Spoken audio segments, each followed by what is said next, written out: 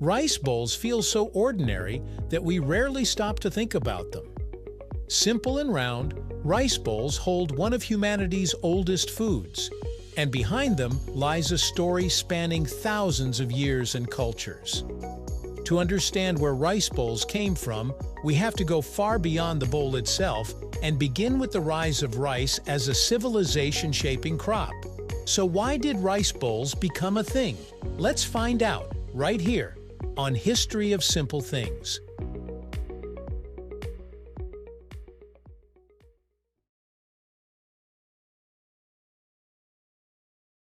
Rice was domesticated over 9,000 years ago in the river valleys of East and Southeast Asia, particularly along China's Yangtze River. Unlike wheat or barley, it thrives in flooded fields that require complex irrigation and shared labor, turning rice into a social organizer. As it became the main food for millions, the way rice was cooked and eaten evolved, leading to the rice bowl as a simple, practical necessity. Early rice bowls were likely simple vessels made from clay, wood, or carved gourds. Archaeological evidence from ancient China shows shallow, wide pottery bowls thousands of years old, designed to be held close while eating grains with fingers or early chopstick-like tools. The bowl's shape helped keep rice warm and contained, especially in communal eating settings where food was shared rather than individually plated. As Chinese society became more structured, so did the rice bowl. During the Shang and Zhou dynasties, bowls reflected social rank, with nobles using lacquered or bronze vessels and commoners simple ceramic or wooden ones. Rice was not served as a side dish, it was the meal.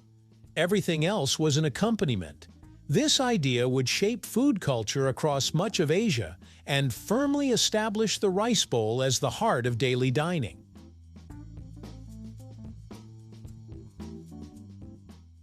As rice cultivation spread beyond China into Korea, Japan, and Southeast Asia, each culture adapted the rice bowl to its values. In Japan, bowls became smaller and lighter, designed to be lifted by hand and reflecting ideals of balance, mindfulness, and respect for food. In Korea, bowls were sturdier and often made of metal, retaining heat during long meals and anchoring a table filled with shared dishes, mirroring rice's role as a reliable daily staple.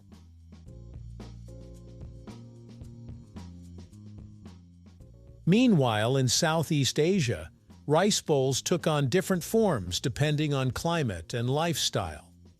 In Thailand and Laos, sticky rice became dominant, and instead of traditional bowls, woven bamboo containers were often used.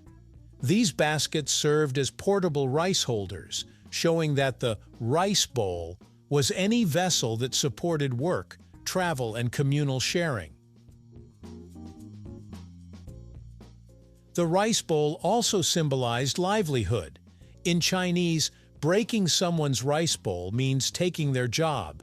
This metaphor exists because rice, and the bowl that holds it, represent survival itself. Losing your rice bowl meant losing your ability to eat, to live, and to support a family. Few food vessels in human history have carried such emotional and economic weight. As Buddhism spread across Asia, the rice bowl gained spiritual significance. Buddhist monks carried alms bowls, often receiving rice as offerings from villagers. These bowls symbolized humility, impermanence, and gratitude. The act of placing rice into a monk's bowl became a moral exchange, sustenance offered in return for spiritual guidance. This ritual reinforced the bowl as more than a tool. It became a bridge between physical nourishment and ethical living. The arrival of rice bowls in the Western imagination came much later. For centuries, Western dining emphasized plates rather than bowls, reflecting wheat-based diets and different eating styles.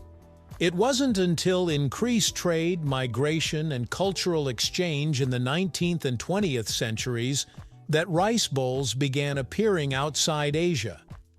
Early exposure often came through colonial encounters and immigrant communities, where rice bowls were seen as exotic or foreign. In the modern era, rice bowls underwent a transformation. What was once a symbol of subsistence became a symbol of customization and convenience.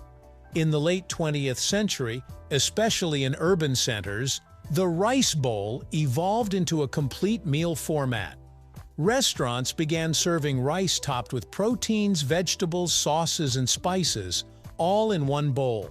This format appealed to fast-paced lifestyles while still offering balance and variety. Ironically, this modern rice bowl echoes its ancient origins. The idea of rice as a base with complementary additions is not new. It's how rice has always been eaten. What changed is presentation and perception. Today's rice bowls are photographed, branded, and marketed, yet their structure remains rooted in centuries-old eating habits designed for efficiency, nutrition, and satisfaction. The materials of rice bowls evolved, from fragile local clay to porcelain, lacquer, metal, and mass-produced ceramics, reflecting society's values, yet their round, curved shape stayed the same.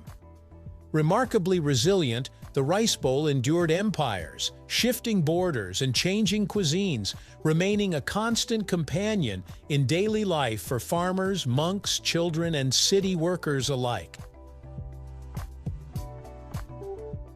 Today, when we hold a rice bowl, we're holding more than a meal. We're holding a timeline of human cooperation, agriculture, belief, and survival.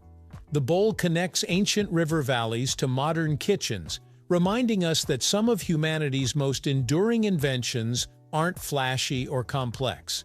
They're simple, functional, and deeply human. So the next time you eat from a rice bowl, pause for a moment.